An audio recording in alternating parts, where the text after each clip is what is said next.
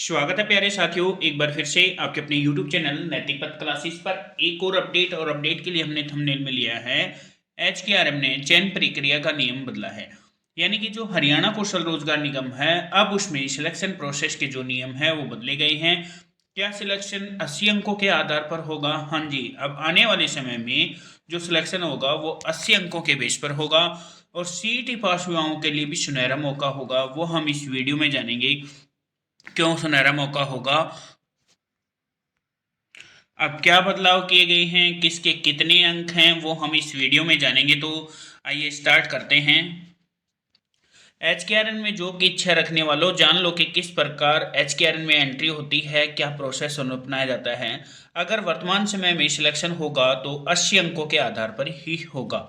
यानी कि जो 80 अंक हैं किस किस पेज पे मिलेंगी, तो जो सबसे ज़्यादा जो अंक मिलते हैं वो 40 नंबर मैक्सिमम मिलते हैं आपके इनकम प्रोसेस की।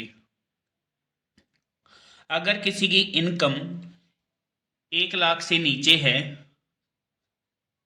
तो उसको 40 पॉइंट मिलेंगी, और किसी की इनकम 1 से लेकर 180 के बीच है तो उसको 30 पॉइंट मिलेंगे, और जिसकी इनकम 180 से लेकर 3 लाख के बीच इनकम है उस कैंडिडेट को 20 पॉइंट मिलेंगे, और जबकि जिसकी इनकम 3 से 6 लाख होगी उसको 10 पॉइंट मिलेंगे। तो ये टोटल 40 नंबर का प्रोसेस रहेगा।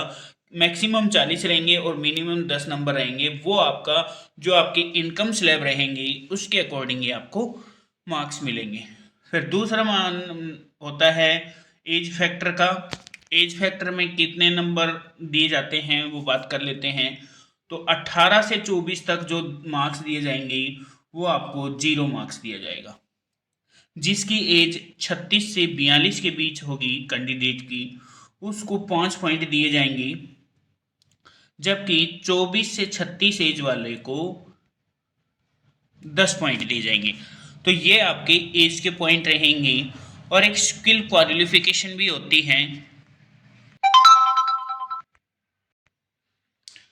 इसके बाद आ जाता है प्यारे साथियों आपका स्किल क्वालिफिकेशन, यानी कि आपका SCVT, NCVT और NSQF और SVSU। तो ये आपके स्किल क्वालिफिकेशन है। SCVT का मतलब state council for vocational and training. NCVT का मतलब होता है national council for vocational education and training. NSQF का मतलब होता है नेशनल स्किल क्वालिफिकेशन फ्रेमवर्क। और SVSU का मतलब होता है श्री विश्वकर्मा स्किल यूनिवर्सिटी। तो ये आपके पास अगर स्किल क्वालिफिकेशन है या आपने कोई भी अदर स्किल क्वालिफिकेशन की हुई है या डिप्लोमा किया हुआ है तो इन सब के आपको कितने नंबर मिलते हैं? 5 नंबर आपको इसके मिलेंगे। फिर अगर आप जो कैंडिडेट CET यानी कि हरियाणा CET किसी ने क्वालिफाई किया हुआ है तो उसके नंबर मिलते हैं 10 मार्क्स, 10 पॉइंट इसको मिलते हैं। यानी कि आपका कॉमन एलिजिबिलिटी टेस्ट अगर पास होता है तो उसके लिए आपको 10 पॉइंट प्रोवाइड किए जाते हैं। और जिन कैंडिडेट्स ने हरियाणा में CET पास किया हुआ है उनके लिए तो बहुत अच्छी खबर है कि उनको 10 नंबर ये मिल जाएंगे, और उनका HKRN में जो प्रोसेस है सिलेक्शन का वो और भी आसान हो जाएगा। अब हायर एजुकेशन देन पोस्ट, यानी कि जो पोस्ट निकली हुई है अगर उससे ज़्यादा पर की हायर एजुकेशन है तो उसके भी आपको 5 पॉइंट मिलते हैं। यदि आप जॉब के लिए प्रीफ्रेंस फर्स्ट अगर होम डिस्ट्रिक्ट देते हैं तो आपको कोई भी पॉइंट नहीं मिलेगा। अगर आप अदर डिस्ट्रिक्ट देते हैं होम डिस्ट्रिक्ट के अलावा तो आपको 10 पॉइंट्स दिए जाते हैं। अगर किसी के पास कोई एक्सपीरियंस है यानी कि किसी के पास कोई अनुभव है तो उसका भी कोई पॉइंट नहीं दिया जाता, यानी कि 0 नंबर दिया जाता है उसका। फिर आ जाती है बात सोशल इकोनॉमिक, यानी कि सामाजिक आर्थिक मानदंड के जो अंक हैं उनके भी कोई नंबर नहीं होते हैं। अगर किसी के घर में कोई भी जॉब नहीं है फैमिली में तो उसका भी कोई जॉब नहीं है, या अगर कोई अनाथ है तो उसका भी कोई नहीं है, कोई विडो है या फादरलेस है, यानी कि किसी के कोई भी पॉइंट नहीं मिलते हैं। 100% जॉब कौन पा सकता है, किसके लिए सबसे अच्छा, मतलब कि जिसको 100% जॉब मिल ही जाएगी HKRN में, तो जिसकी परिवार की सालाना आय 1 लाख से नीचे है तो उसके 100% चांस हो जाते हैं नौकरी लगने के HKRN में। और जिसकी इनकम 1 से लेकर 180 के बीच होती है उसके 90% चांस होते हैं HKRN में जॉब हासिल करने की। और जिसकी इनकम स्लैब 180 से लेकर 3 लाख के बीच होती है उसके 50% चांस होते हैं।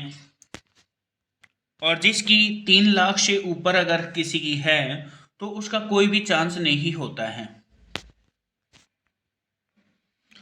तो प्यारे साथियों, ये अब सिलेक्शन प्रोसेस रहेगा जो 80 अंकों का रहेगा। इस आधार पे आपका चयन होगा। हमने आपको पूरा डिटेल में बताया है कि आपके इनकम के अकॉर्डिंग नंबर मिलते हैं मैक्सिमम 40, फिर आपका एज फैक्टर कर जाता है, फिर आपकी स्किल क्वालिफिकेशन यानी कि अगर आपने कोई स्किल क्वालिफिकेशन या कोई डिप्लोमा किया हुआ तो उसके 5 नंबर। फिर हमने आपको बताया कि CET के 10 नंबर मिलते हैं जो भी कैंडिडेट पास हैं, और जो पास नहीं है उसको फिर 0 नंबर मिलेगा। और हायर एजुकेशन अगर कोई पोस्ट निकली उससे ऊपर है तो फिर उसके भी नंबर मिलते हैं। यदि अगर होम डिस्ट्रिक्ट प्रेफरेंस नहीं देते हैं तो भी उसके नंबर मिलते हैं। नंबर किसके नहीं मिलते? जो आपका एक्सपीरियंस, सोशल इकोनॉमिक्स, नो अगर कोई फैमिली में कोई जॉब नहीं है तो, या कोई अनाथ है, विडो है, फादरलेस, इसका कोई भी पॉइंट्स नहीं मिलते हैं।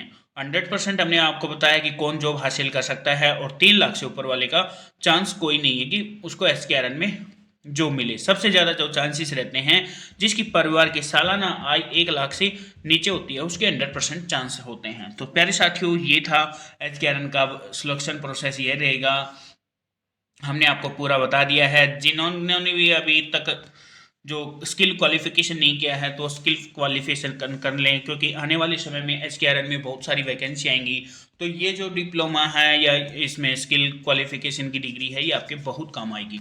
साथियों, अगर आपको ये वीडियो अच्छी लगी हो तो प्लीज़ चैनल को लाइक शेयर सब्सक्राइब कीजिएगा। जय हिंद, जय भारत।